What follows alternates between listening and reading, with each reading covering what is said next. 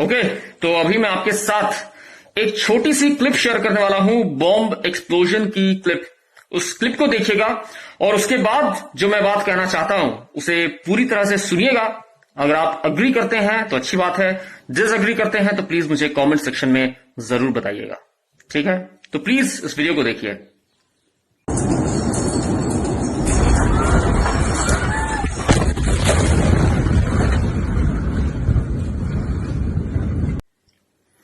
जी हाँ, ये video Lebanon का है जहां पे बॉम्ब ब्लास्ट हुआ था। अमोनियम नाइट्रेट काफी सारा इकट्ठा हो गया था।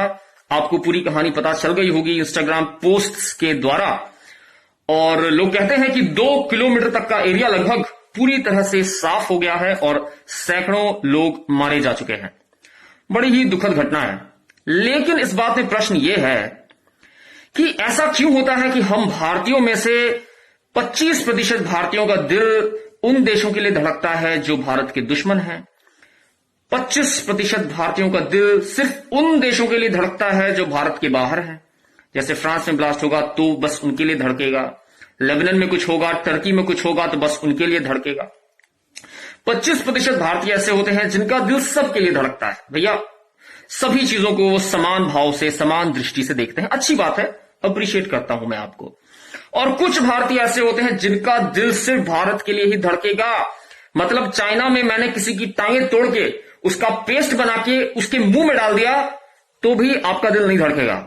देखिए, देशभक्ति का मतलब यह नहीं है कि विदेश में क्या हो रहा है इससे मैं अपनी आंखें मूंद लूं।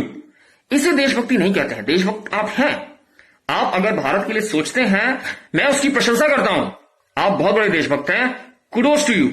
लेकिन विदेश में क्या हो रहा है, अन्याय कहीं पर भी हो और अगर आप उससे एक्टिवली एनिमी टर्म्स पे ना हो, मतलब आप दुश्मनी के टर्म्स पे ना हो, तो देखिए संवेदना जाहिर करने में कोई बुरी बात नहीं है।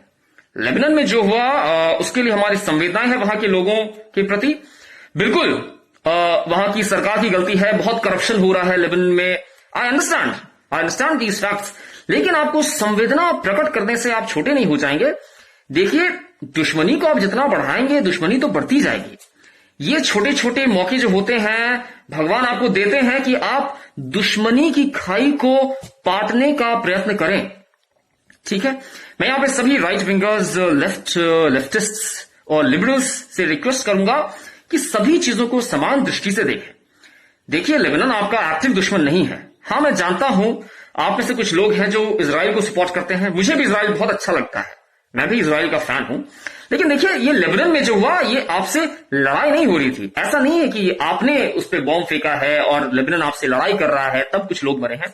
ये एक डिजास्टर था और डिजास्टर के प्रति आप अपनी संवेदनाएं प्रकट कर सकते हैं। दूसरी जो गंभीर घटना हुई वो हुई कल या शायद परसों केरला में कैलीकट में एक एयर इंडिया का प्लेन क्रैश हो गया जिसमें पायलट थे, एक विंग कमांडर साथे साहब थे। उनकी भी मृत्यु हो गई, उन्होंने अपनी जान दे दी और काफी लोग बचे हैं। करीब 170 लोग ट्रैवल कर रहे थे और करीब 15, 16, 17 लोग के करीब मारे जा चुके हैं। तो ये बड़ी दुख की घटना है। लेकिन मैं देखता हूं कि आपको किसी को लेबनान याद है तो किसी को कैलीकट याद नहीं है। भैया, किसी को कैलीकट याद है तो किसी को लेबनान याद नहीं है। किसी को फ्रांस याद रहता है, पाकिस्तान याद रहता है, लेकिन वो दिल्ली भूल जाता है। किसी को बस ट्विंकल का रेप दिखता है, आसिफा का नहीं दिखता। किसी को आसिफा का दिखता है, किसी को ट्विंकल का नहीं दिखता। देखिए, अब आंखें बंद करने की जो टेंडेंसी है इससे हमें दूर हटना पड़ेगा। लेबनान में जो हुआ वो गलत है, हमारी संवेदनाएं। और जो कैलीकट में हुआ उसके लिए भी कृपया संवेदनाएं प्रकट करें। कैलीकट आपके ही देश का एक छोटा सा हिस्सा है। केरल आपके ही देश का एक राज्य है। वहां पे कम्युनिस्ट रहते हैं। इसका मतलब ये नहीं कि हम पूरे राज्य से हेट करेंगे। मैं देख रहा था कुछ लोगों ने कमेंट किया कैलीकट के एयर हादसे के बारे में कि अच्छा हुआ अब हाथी को जस्टिस मिलेगा। अरे भैया, वो जो हाथी हथनी मरी थी उसका इस प्लेन क्रैश से क्या ताल्लुक? कैसी बात करते हैं आप जैसे लोग जो हैं वो हेट को और बढ़ाते हैं। देखिए, आपको हेट मॉन्गर नहीं बनना है। हाथी के साथ जो केरल में हुआ वो भी एक हादसा था, लेकिन जो लोग केरल में अभी जो हादसा हुआ है, प्लेन क्रैश हुआ है कैलीकट में, उससे क्या ताल्लुक?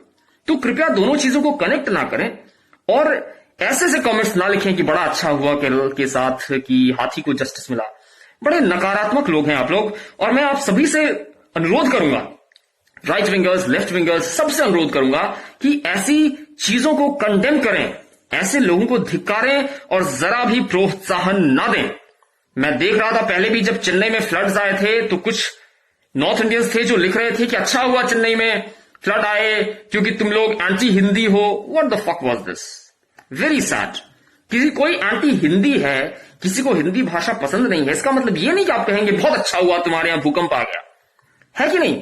तो इस सब बातों से आप देश की खाई को और बढ़ा रहे हैं। आपको वैसे ही पता है कि देश में कितने सारे डिफरेंसेस हैं। आसमीज बंगालीज को पसंद नहीं करते हैं, है ना, जेलिहाइट्स बिहारियों को पसंद नहीं करते हैं, मराठा बिहारी को पसंद नहीं करते हैं, राइट विंग लेफ्ट विंग को पसंद नहीं करता है, हिंदू मुस्लिम्स के दंगे होते रहते हैं, जो कुछ कश्मीरी हैं वो भारत को अपना राज्य नहीं मानते हैं। इतने सारे डिफरेंसेस हैं देश में और आप इन डिफरेंसेस को और बढ़ा रहे हैं ऐसी बातें करके। तो प्लीज जब भी कोई डिजास्टर हो तो किसी के साथ खड़े रहें, पुरानी बातों को ना कुरेदें कि अच्छा हुआ तेरे साथ ऐसा हो गया। इन बातों से लड़ाइयां बढ़ती हैं और दोस्ती होने की आशंकाएं घट जाती हैं। So once again, my condolences to all the families who lost their lives in the plane crash in Calicut, and also my condolences to all the deceased and their families in Lebanon. Let's stand together as a world. हम सब अच्छे लोग एक family हैं और हमारी लड़ाई सिर्फ बुरे लोगों से है, irrespective of gender, caste, creed, political ideology or country. Take care of yourself. Bye-bye.